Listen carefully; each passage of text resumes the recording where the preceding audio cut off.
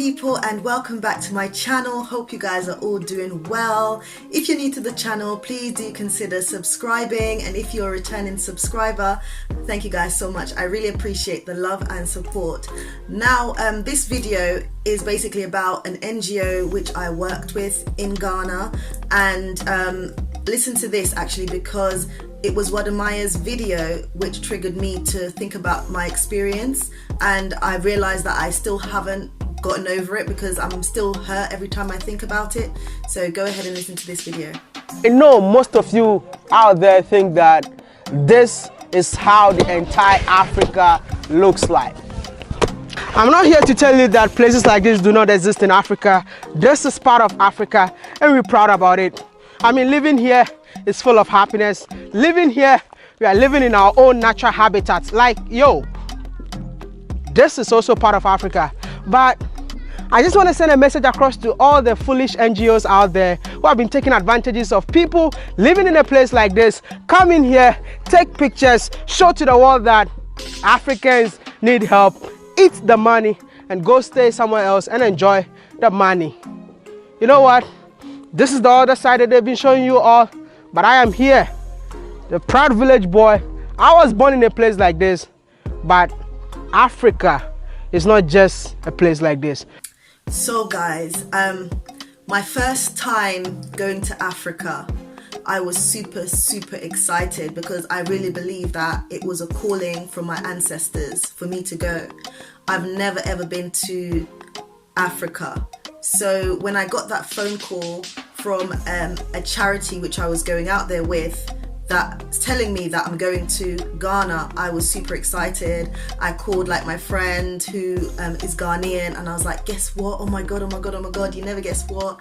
I'm going to Ghana. Like, I could not contain my excitement.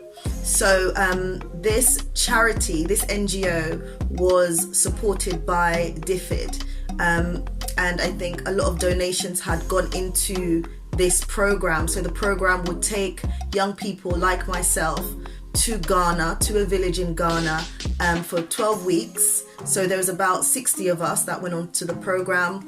They would pay for our flights, our travel insurance, any medical insurance, any vaccinations that we needed.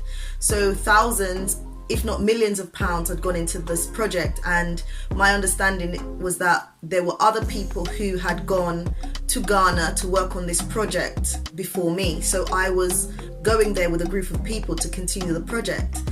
So I'll be there for 12 weeks, teaching in a school in a village called Kasapin in the Brong Afo region of Ghana. And so, you know, I was so happy to have this opportunity to go to Ghana and to sort of contribute to change.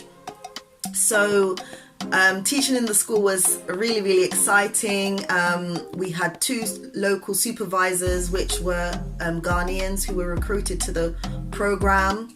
I was, you know, flexing my muscles and making bricks and building a much needed school for this village. But basically what had happened after the program had finished, and you know, we didn't get to complete the school. I think doors and windows was missing, and like the roof wasn't very secure. So we came back to the UK. We were told, unfortunately, that our group that actually went to Ghana in 2010, so we went there between so I think August, and we came back around October, I think. So when we came back, they told us actually we were the last group who were now going to Ghana, and so nobody would actually go back to continue that program of building the school and completing that project.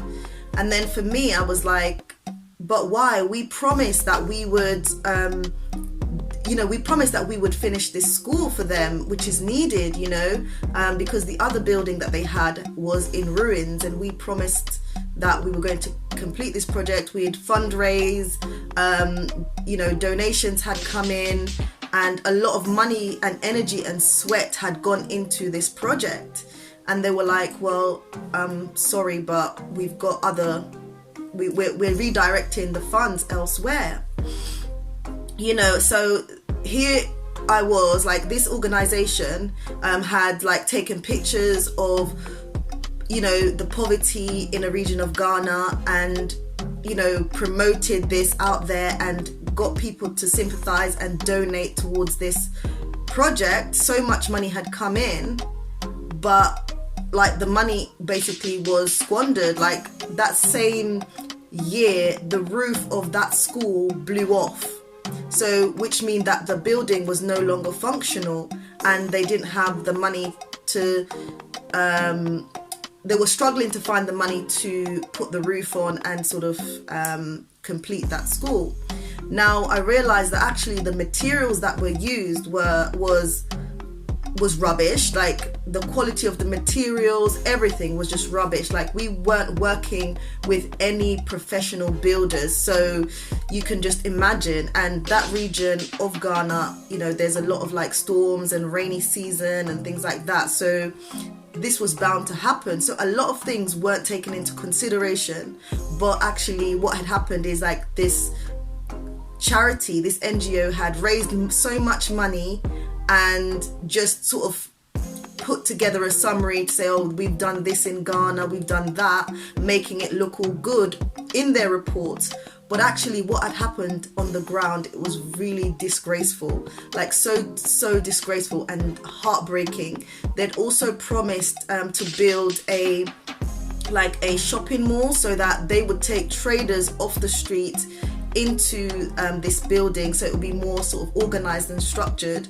Unfortunately, again, that did not happen. And even when I went back to Ghana in 2013, that's only the foundation was there, and actually they'd managed to put another roof onto the school, but the conditions were just ridiculous. Again, still no doors, no windows, goats and things were going into the classrooms, so the kids had to sweep the classroom every morning of the goat droppings from the night before.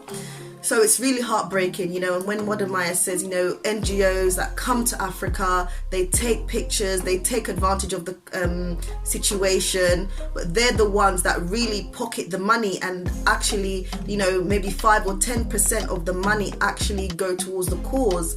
And then when it does go to the cause, it's not used properly, and it's just not sustainable. So it's just an ongoing situation where, you know, they keep fundraising money, they keep requesting for donations, they show it on the television or, you know, in Western media, like, oh, look at these people, they're in poverty and we need you to donate. But when people donate, the money doesn't do what it's supposed to do, and actually the people at the top are the ones that pocket the money and take it back to the West.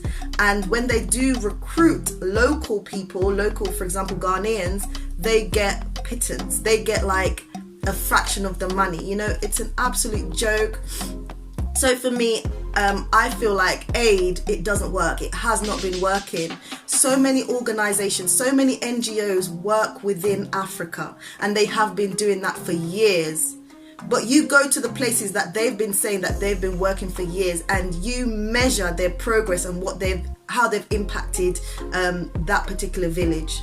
It's an utter disgrace. It's deception, and it should not be accepted. You know, the aid has just been dead, which means that it hasn't been progressive for Africa. And what Africa needs is infrastructure.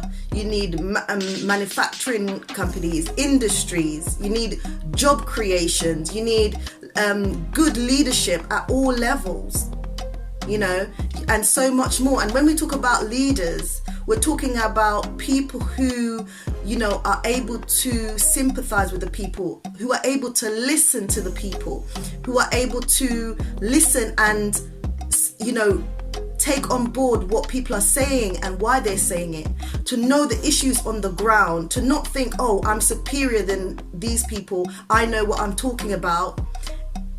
think and listen to everyone and think about what can each and every one bring to the table, and how can we pull together our resources to make a change, and not just a change for today, but a sustainable change for tomorrow and also for generations to come. So that to me is true leadership. It's not about, oh, I know this and this is what Africa needs, and I know that Africa needs this and you guys are doing it wrong and I'm doing it right, because that is not unity. That is not unity.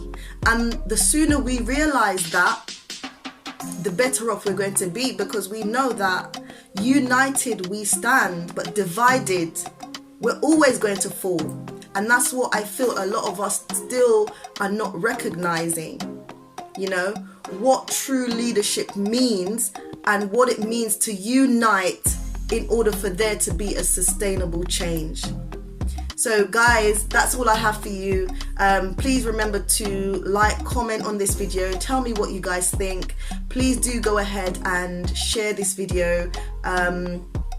Thank you guys so much. I really appreciate you guys being here. Thank you guys. Bye.